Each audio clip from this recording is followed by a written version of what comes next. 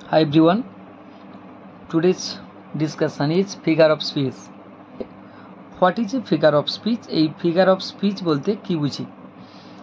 A figure of speech is a word or phrase. Figure of speech হলো একটা শব্দ কিংবা শব্দগুচ্ছ ইউজড যা ব্যবহার করা হয়ে থাকে in a non literal way, যার কোনো আক্ষরিক অর্থ থাকে না, to create a specific effect, একটা নির্দিষ্ট প্রভাব তৈরি করতে, এনহ্যান্স মিনিং কিংবা কখনো কখনো কোনো অর্থকে শ্রীবৃদ্ধি ঘটাতে, or add interest to language কিংবা ভাষার প্রতি যাতে আগ্রহ তৈরি হয় পাঠকদের মধ্যে, এই জন্য কিন্তু এই ফিগার অফ স্পিচ পড়তে হয়।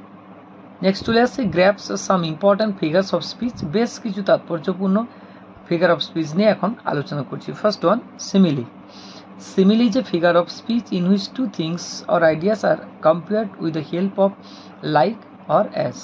Simile হচ্ছে এক ধরনের সাহিত্যের অলঙ্কার বিশেষ যার মধ্যে দুটো জিনিসের মধ্যে তুলনা করা হয়, লাইক কিংবা অ্যাজ এই দুটো অ্যাডভার্ব সহযোগী।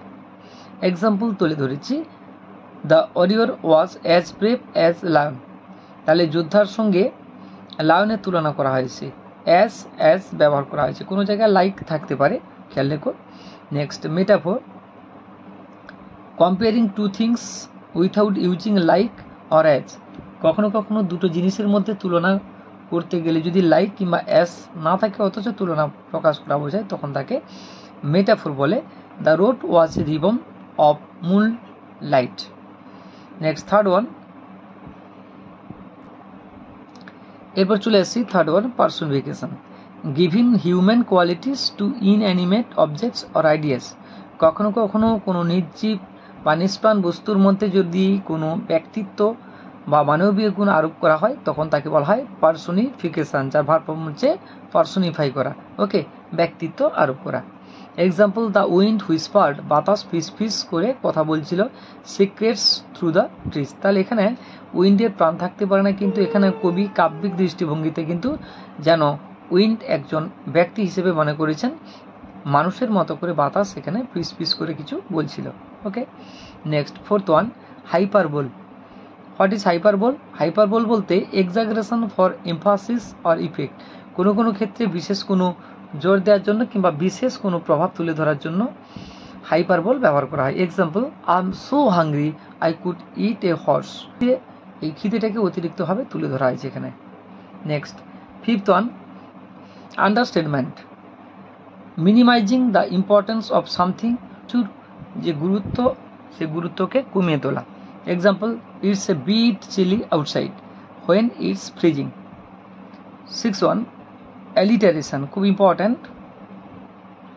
Alliteration means repetition of the same sound at the beginning of closely connected words, অর্থাৎ একই ধরনের শব্দ, পেটার, piper, picket, A pack of পিকলেট papers, তাহলে এখানে একই ধরনের শব্দ পেটার, পিপার, পিকেট ব্যবহার করা হয়েছে বাক্যের শুরুতে।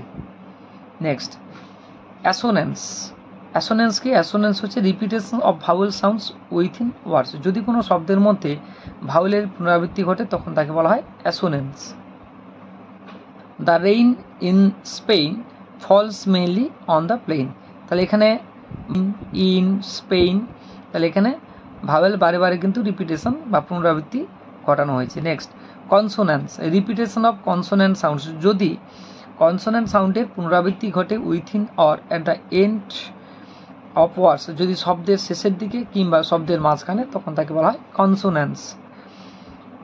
হি stuck a streak of bad luck, stuck a streak, তাহলে কে স্টাক স্টেক, তাহলে কে, আবার নেক্সট ওয়ান দেখতে পাচ্ছি লাক, তাহলে এখানে কে, তাহলে কনসোন্যান্টের পুনরাবৃত্তি যদি ঘটে তখন সেটাকে বলা হয় consonance. Next one, 9, onomatopoeia. Words that imitate sounds, একই ধরনের শব্দ যদি পুনরাবৃত্তি ঘটে তখন তাকে বলা হয় onomatopoeia. Next example, the buzzing of the bees, মৌমাছি গুনগুন করে শোঁ শোঁ করে বাতাস বয়।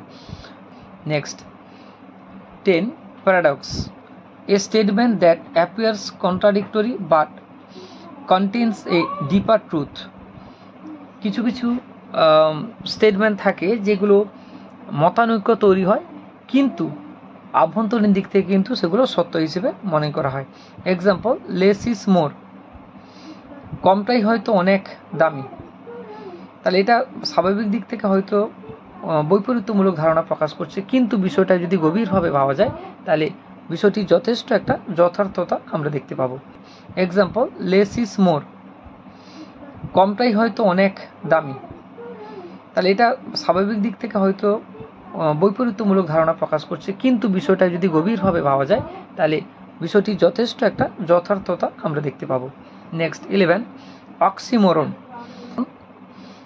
কম্বাইনিং কন্ট্রাডিক্টরি টার্মস, অর্থাৎ কোনো কোনো ক্ষেত্রে যদি বৈপরীত্যমূলক কোনো ধারণা একসঙ্গে কাছাকাছি অবস্থান করে তখন সেগুলোকে বলা হয় oxymoron.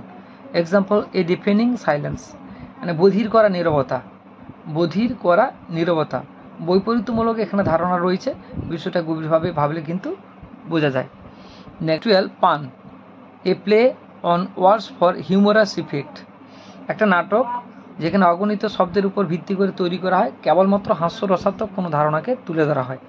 Example, I use to be a baker but I didn't make enough dough, তাহলে এখানে বেকার হওয়ার কথা ভাবছেন কিন্তু তিনি কিন্তু ডো তৈরি করতে জানেন না। তো এই বিষয়টা কিন্তু একটা হাসির উদ্বেগ তৈরি করে, এই জন্য এটি একটি পান। নেক্সট, মেটেনমি, মেটেনমি একটা important figure of speech, using a closely related term two refer to something, যদি কোনো কিছুকে উল্লেখ করতে হলে আভ্যন্তরীণ কোনো সম্পর্কযুক্ত এক্সপ্রেশন তুলে ধরা হয় তখন সেগুলোকে বলা হয় metonymy. Example, the pen is mightier than the sword, এখানে পেন বলতে কাকে বোঝানো হয়েছে? পেন বলতে রাইটিংকে বোঝানো হয়েছে, আর সুড বলতে কিন্তু মিলিটারি ফোর্সকে তুলে ধরা হয়েছে। তো আজকে প্রথম পর্বে এ পর্যন্ত, সঙ্গে থেকো। Thank you.